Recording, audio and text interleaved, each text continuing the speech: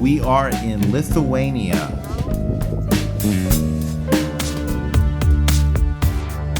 On the Curonian Spit in northeastern Europe. The spit is made up of sand dunes Along the Baltic Sea. from Klaipeda on the mainland. We visit the main town of Nida. And bike and hike through forests, dunes, and along a rather tricky border. We try the pink soup, of course. This is big. And small travel. We're in Lithuania. on the Curonian Spit. Lithuania is in northeastern Europe, bordered by Latvia in the north, Belarus in the east and south, Poland in the south, and Russia in the southwest. We first flew into Vilnius. I love Vilnius. Lithuania is in the Baltic states. The Baltics is a geopolitical term, which also includes Estonia and Latvia. You can also watch our videos in the capitals of Tallinn, Estonia, and Riga, Latvia. Our first video in Lithuania is in Vilnius. We explore the capital. Embrace your artist side. We talk to Lithuanians. But this video, we're going to the Baltic coast of Lithuania. We are in Klaipeda. However, the video is mostly about the Curonian Spit. right there. Over there. We rented a car, drove from Vilnius to Klaipeda to the Curonian Spits.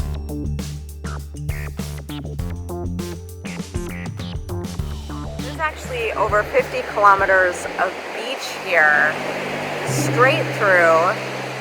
But if you go the other way, Where I'm pointing is where Russia is. We're perhaps a few kilometers. We start in Klaipeda. Klaipeda is actually the oldest town in Lithuania. It is the third largest city nowadays, and it was first mentioned in the 1200s. This is the Liberty Bell. No, we're in Klaipeda. This is where the adventure begins. The city across from the Spits. Klaipeda is the northernmost ice-free port in the eastern coast of the Baltic Sea.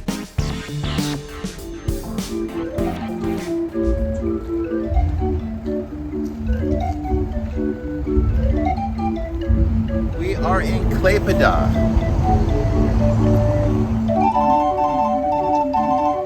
And here we are at the Dane River.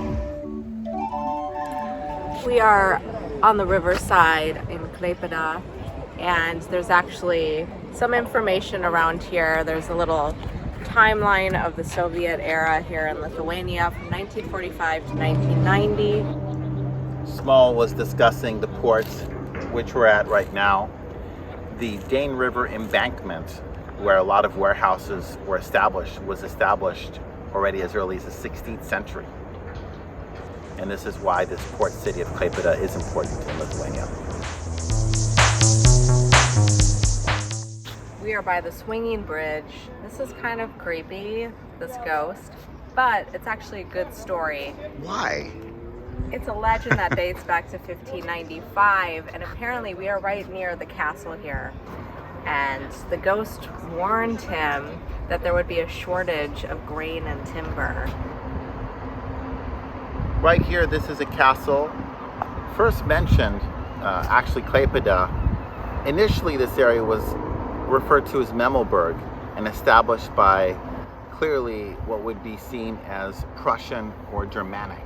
This is obviously before Germany even existed. Time for dinner here. Let's see what Lithuanian food is like.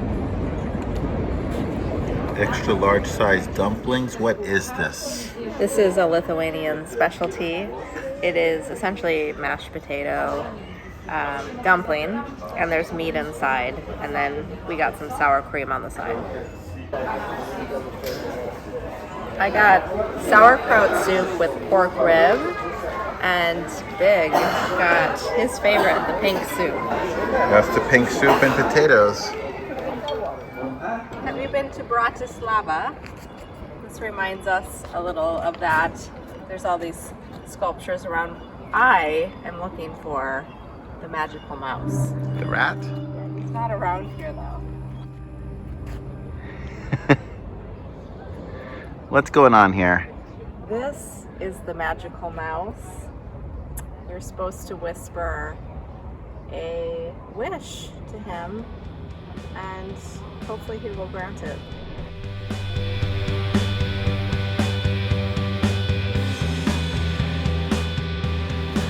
And we're on the other side of the Curonian Spit, which you'll see more tomorrow. Hey, we're gonna be waiting in this line to get onto the ferry. Pretty easy peasy with the ferry. We paid 23.20 euros, and that's for a round trip ticket. Look at this car ferry. Very well done and well organized.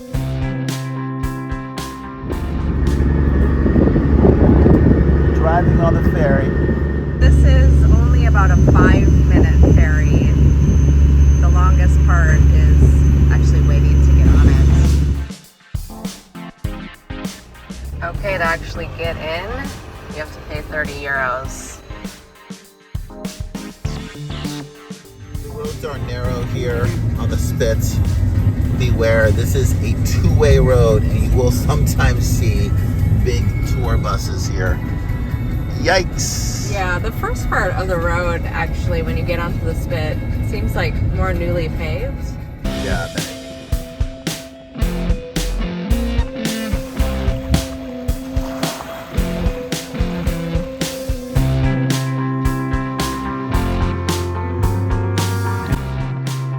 The small village we are staying in, Pervalka. we highly recommend staying in Pervalka for its size and location. Our home for about 4 to 5 days. Everything's really separate here. Very But separate. a nice big kitchen. And Voila! this is it. We stayed here for 4 nights. I actually recommend 3 or 4 days on the Spit to really get a feel for it. And to enjoy the beach too, of course. Going beyond the ferry and leaving Klaipeda in Lithuania, we are now on the Spit. Look at this beach. This is not Spain, this is not Greece, this is Lithuania. And the Baltic Sea. I love these drifts along the beach here.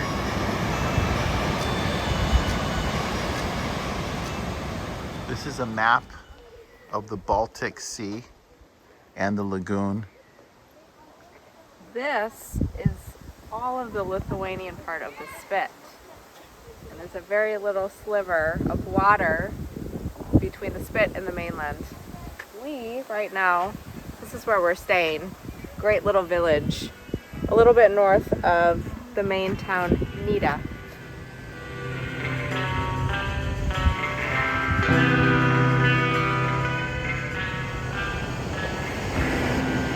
This is actually the most crowded this beach has been. But the sense of space out here, if you want it, you have to go to this part of Lithuania, in particular the Spit, which is going up towards Kaliningrad, in that place. This is a problematic international border because Lithuania is a NATO member, and then you have the Russian exclave Kaliningrad. This makes it very tricky. So the Spit requires the sea, the wind, also something called a discordant coastline so that the wind can come at it at an angle. The Curonian Spit is covered with the highest sand dunes in Europe. A history that goes back 5,000 years. The name of the Spit is related to the Curonians, a Baltic tribe that lived on the shores of the western parts of Latvia and Lithuania.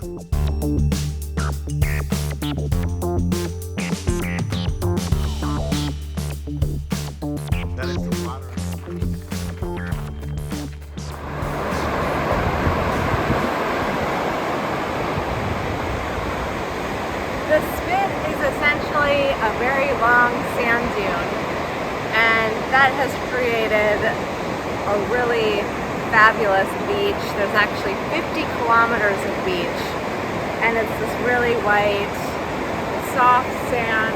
Look at that. Ooh, it feels nice. But if you're here, take a listen to the kind of squishy duck sound of the sand.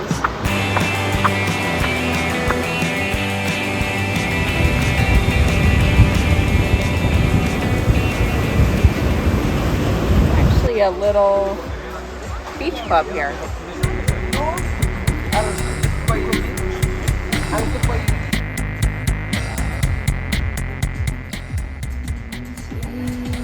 Red wine, the beach, the spit, Lithuania times.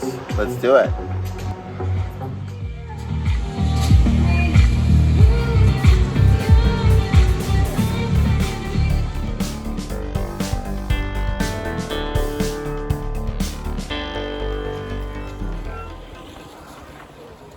We've arrived to Nida. This is the last and the biggest town on the Lithuanian part of the Spit.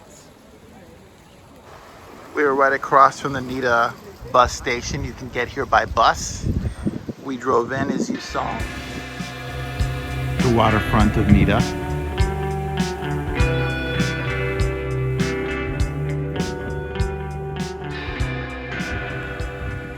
This is it, the Parnadis Dune. You don't have to pay anything to get on this dune. The name actually means passing through. Look at this dune. It has been moving, and it even submerged Nida in the early 1700s. The current location of Nida has been there since 1732. There might actually be a lot of things buried in here. So settlements over time have been buried by the sand.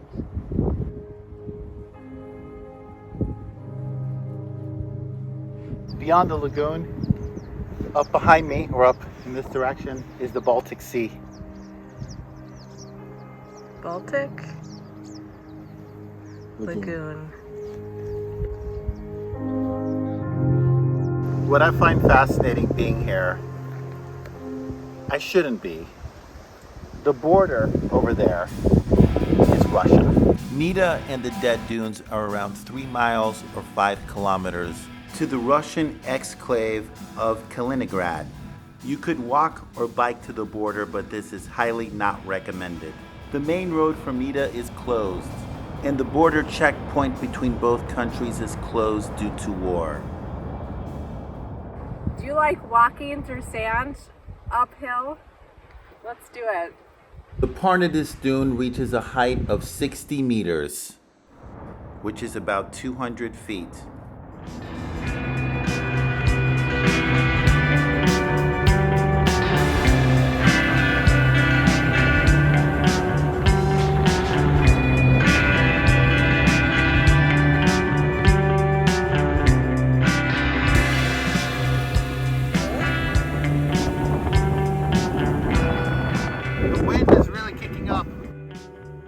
Free to roam the dune.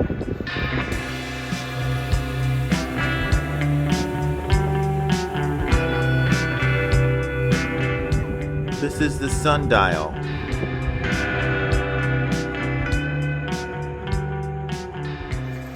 There are a few small museums here in Nida. The Amber Museum is one of them. You'll see amber throughout Lithuania. You'll find a lot of amber for sale here. Amber is actually fossilized tree resin, and it washes up from the Baltic. That is the Baltic Sea. Yeah, this is some amber in here as See a well. lot of amber jewelry for sale.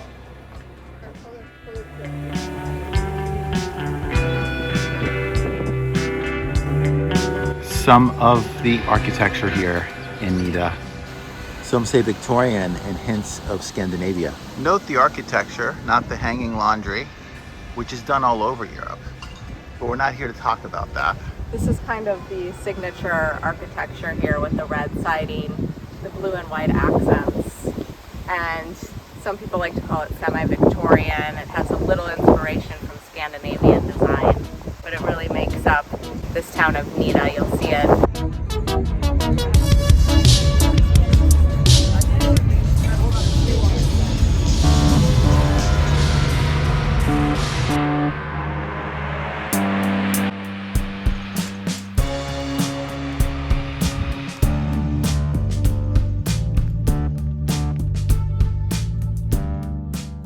In the trees here.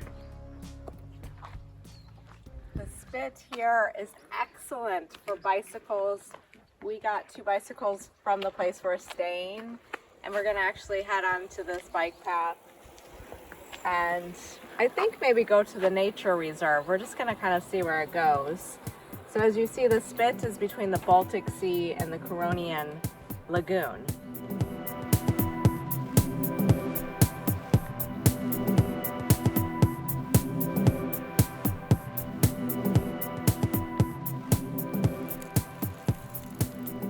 We are leaving the town of Pervalka.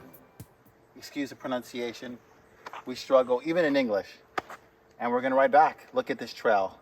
Green. This is the ultimate eco experience being on the spit. Let's go.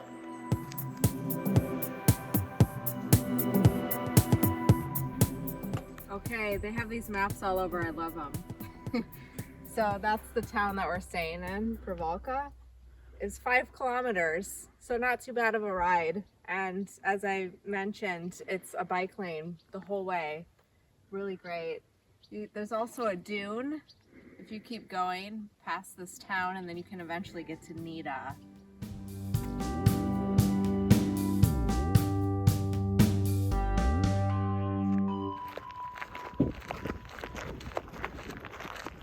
The dead dunes are ahead. This is a paid dune. You have to pay €5 to come in. €5 per person. Let's take a look. It's all preserved, so you have to stay along this path the whole way. The dead dunes, the site of former villages, but dead because of reforestation, which you see on the right. You see some evidence of life. There were actually 14 settlements in this area between 17th and 19th century. They were all wiped out. So in the 19th century is when they started planting the dune to let it stop, to deaden it, essentially. Hence the name. The dead dunes. These are the largest moving dunes in Europe. You see the Baltic side. We just left the lagoon side.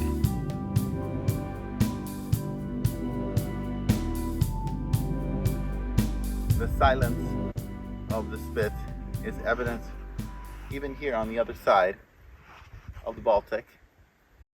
It is 1.2 kilometers to walk. Now some of it's a little tough because it's quite uphill in sand, but this is a different experience from the other dune you saw. You do have to pay to get in per person, but I think it might have just as good, if not better, views. What do you think, Big?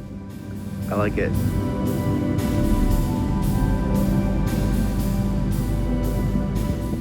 These are sand catchers, and we had a dune ranger, yes, a dune ranger, explain.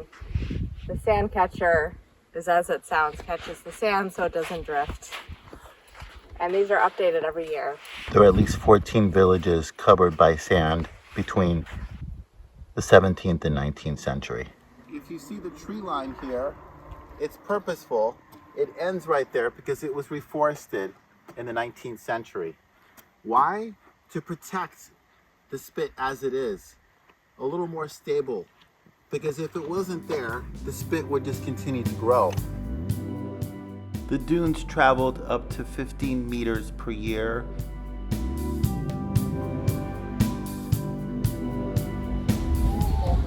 We stopped for some coffee at Curonian, a town here along the spit, at mini spots with mini golf. Right on the lagoon. One thing you can enjoy here is the smoked fish. You'll see stands like this.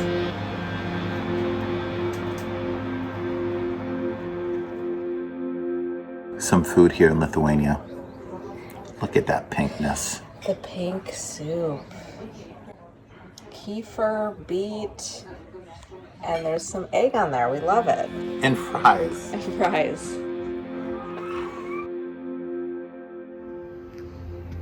This is really kind of the first bigger village you'll come across when you come to the Spit. And we have a stone sculpture park here. And we're actually headed to the Hill of Witches. Visiting the Hill of Witches and the demons.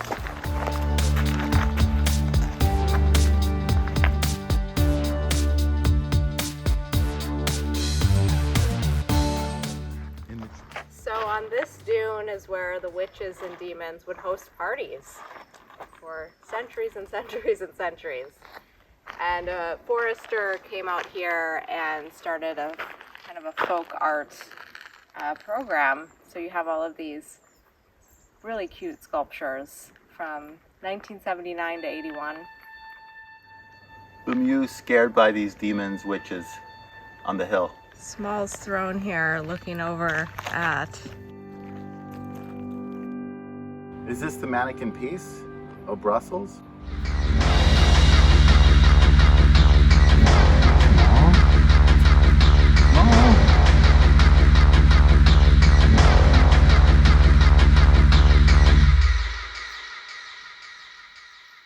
This is the sound catcher. This is supposed to catch sound and bring you the sounds of the forest through this, looks like a funnel. As you approach it, you'll hear that the voice and sounds of the forest birds come through. This place is shrouded in mysticism. The groundwater has formed a deep, dark, and muddy ravine. Its German name, Gricken, probably originated from a family name, and it's associated in Lithuanian with sins.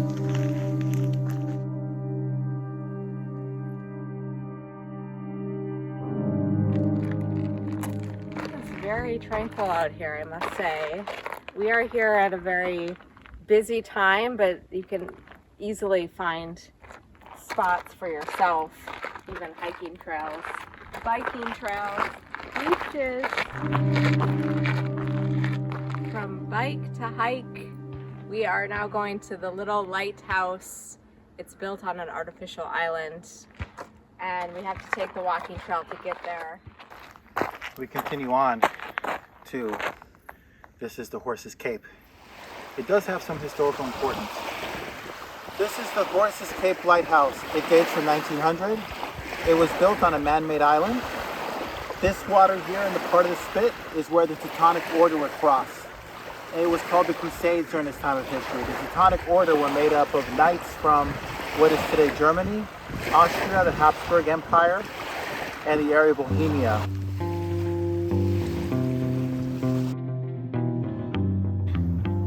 Like in Finland, you're allowed to forage the land.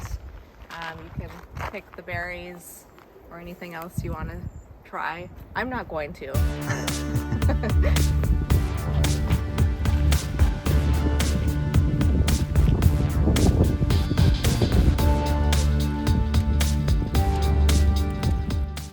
We are heading up the Prela Dune, also known as the Artist Dune.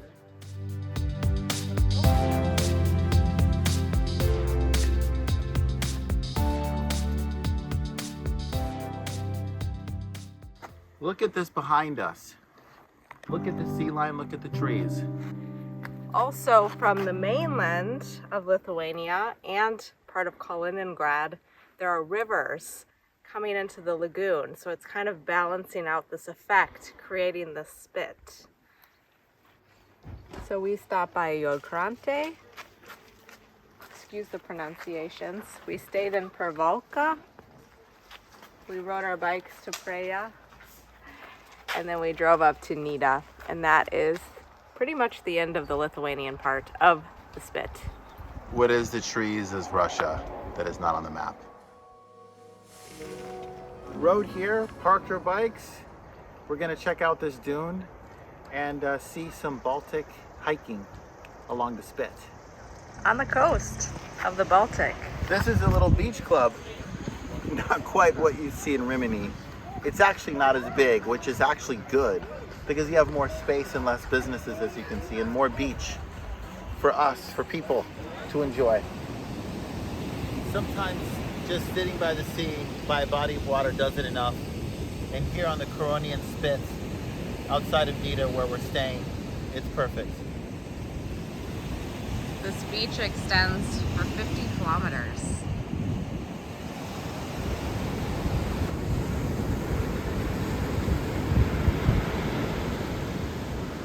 So right on that other side of that long stretch of beach, of sand, you see all these beautiful trees. The more populated parts of the beach are actually super organized. This is a dog beach. This sign right here, cross through the undies, it means it's a nudist beach. You ready? Wait. Small. Stop.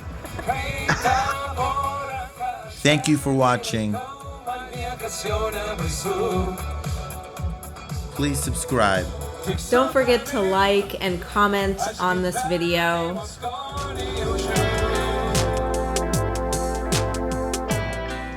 Let us know what you think of the Spit in Lithuania.